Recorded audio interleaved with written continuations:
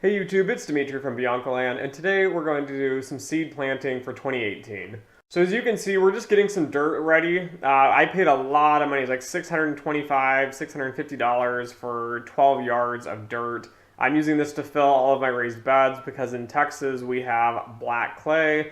This clay gets rock hard. It retains moisture really well, but it causes root rot and nothing really grows in it besides grass. Also, you can see here, we're just going to mix in some vermiculite. I looked at the differences between vermiculite and perlite. It seems like vermiculite is better for retaining moisture, as well as getting some good drainage and some air inside the soil. Perlite's good as well, but it seems like that's more or less just for getting drainage and doesn't hold on to the water quite as well. And the soil we have is a topsoil, and we're just going to mix in some vermiculite here to make it a little bit better. We're not doing anything crazy, no sterilization of the soil or anything like other channels do. I'm just going to quickly put the seeds in and plant them and make sure that it has the same soil as our raised beds. Alright, so now we're just sorting the seeds here and just making sure we have similar seeds in similar trays here. I've learned that, for example, peppers need warm soil, so they will germinate in 8 to 10 days as long as you have soil that's around 80 to 85 degrees. This is substantially hotter than growing onions and some other cold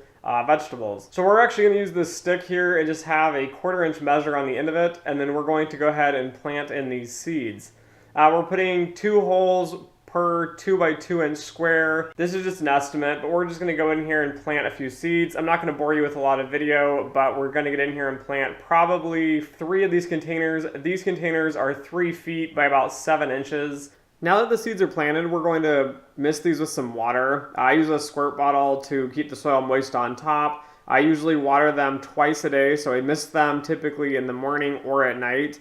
And then the other time I usually use a water bottle and just lightly pour a little bit of water over the top so that we can get enough moisture deep into the soil. If you like this video, don't forget to subscribe, and as always, until next time.